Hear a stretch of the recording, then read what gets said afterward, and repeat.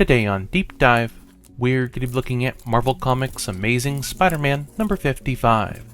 Will vengeance for Doc Ock cloud Spider-Man's judgment? Find out in today's issue.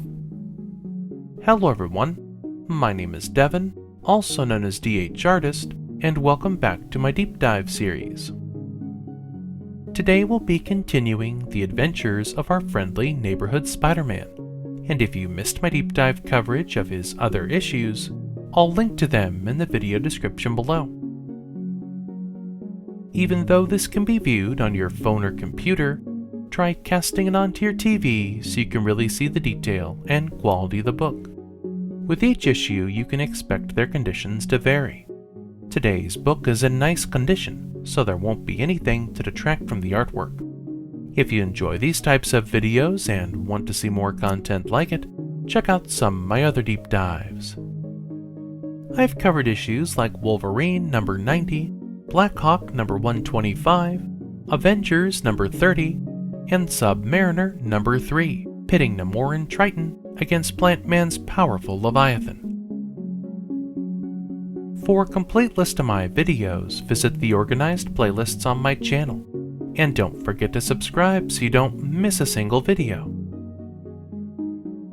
Amazing Spider-Man number 55 was published in December of 1967. Editor-in-chief was Stan Lee. Cover artist was John Romita Sr. The story, titled Doc Ock Wins, was written by Stan Lee, penciled by John Romita Sr., inked by Mike Esposito, and lettered by Sam Rosen. The book consists of 32 pages with a cover price of 12 cents.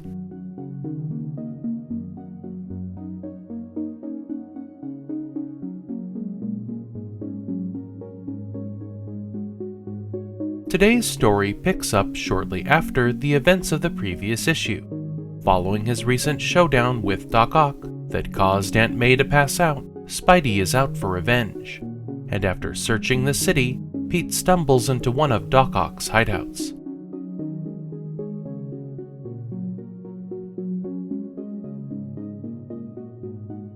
Resorting to physical persuasion, Spider-Man roughs up the masked goons, demanding any information they might have on the villain's location.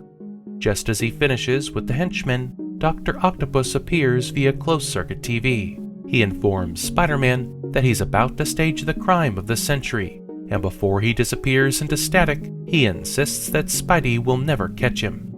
Furious with the helpless situation he's in, Spider-Man trashes the hideout, wrecking the remaining equipment before heading back out into the city to search. Remembering a previous encounter he had when Doc Ock called himself the Master Planner, Spidey visits the Doctor's old underwater headquarters, only to find that they're still flooded.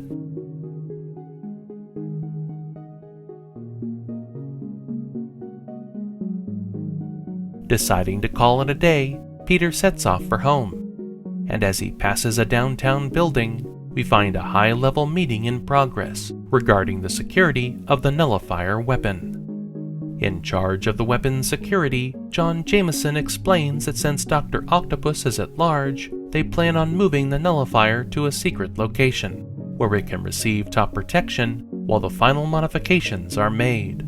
Yet while Jameson goes over the top-secret plans, he's completely unaware that one of Doc Ock's agents has infiltrated the meeting. Meanwhile, arriving back home, Peter checks on Aunt May, and even though she's on the road to recovery, she still believes that it wasn't Doc Ock's fault, blaming Spider-Man for frightening him and causing the damage to her home. Before Pete can convince her otherwise, Mary Jane arrives to check on Aunt May.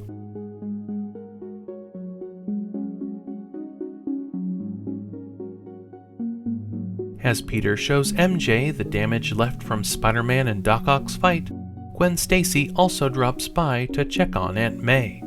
Leaving Pete to entertain the beautiful duo, we find Doc Ock working from his mobile hideout, as he receives the top-secret plans that the military will be using to transport the nullifier through the city.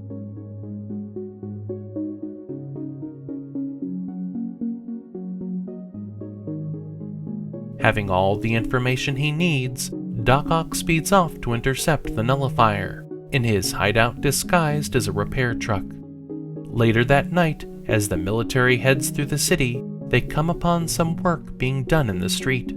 As they slow down to pass, Dr. Octopus's tentacles rise up from the exposed manhole towards the unsuspecting guards.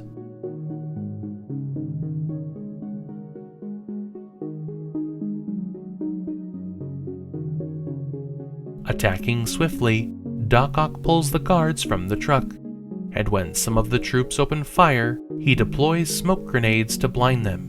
Using his tentacles, he incapacitates the remaining guards by trapping them in their vehicles, unable to free themselves behind the bulletproof glass.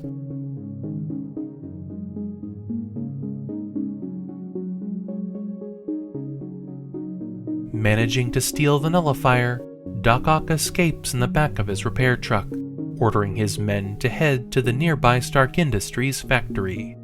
A few minutes later, when the authorities arrive on the scene, J. Jonah Jameson is with them as well, insisting that Spider-Man and Doc Ock are working together. But unbeknownst to JJ, happening upon the scene from above is Spider-Man.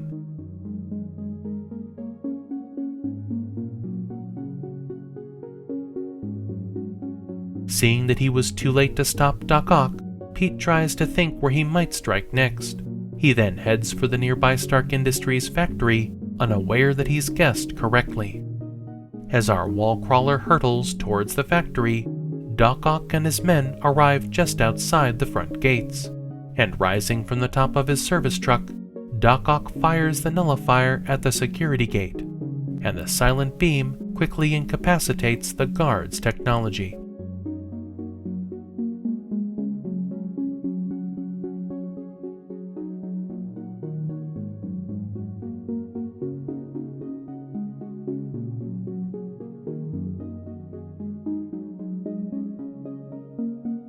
With the security guards' guns and phones now useless, Doc Ock's truck rams through the front gates, and as he speeds towards the main building, he increases the nullifier's power so he can disable the entire factory.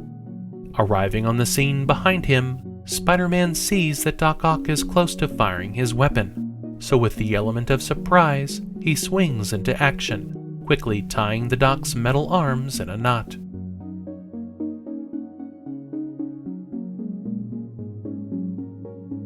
Knocking Doc Ock from the truck, Spidey and Octavius trade blows, and even with two of his metal arms tied, Doc Ock is still a dangerous adversary. Some of the fun advertising found within this issue is a half-page application to join the Superheroes Club. There's a full-page ad to learn karate for only 99 cents. There's a double-page spread for Saturday morning cartoons on ABC. And on the back there's a full-page ad for the famous Artist School studio featuring Norman Rockwell. As they fight, Doc Ock frees his tangled arms, and just when he thinks he's got Spider-Man pinned, Spidey breaks free, sending Doc Ock flying to the ground.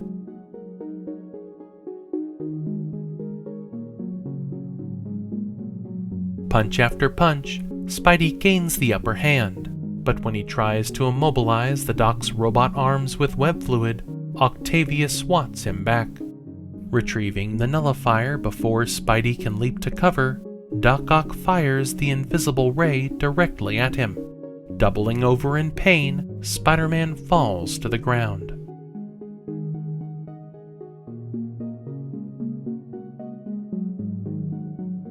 Doc Ock watches as Spider-Man slowly picks himself up off the ground, and although he has no way of knowing, the nullifier has affected the radioactivity in Spidey's blood, and he's now been stricken with amnesia.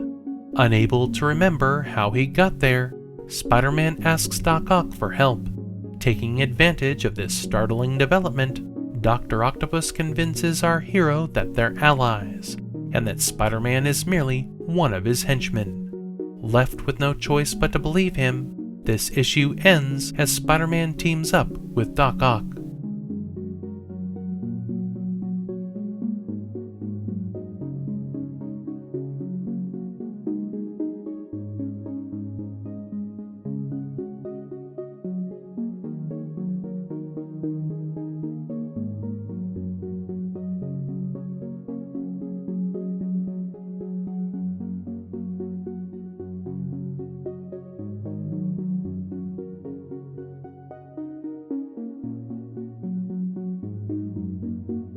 I hope you enjoyed this deep dive. If there's a particular issue or comic you'd like me to flip, drop it down in the comments section and I'll see if I can add it to my poll box. If you enjoy these types of videos, please show your support by subscribing to my channel.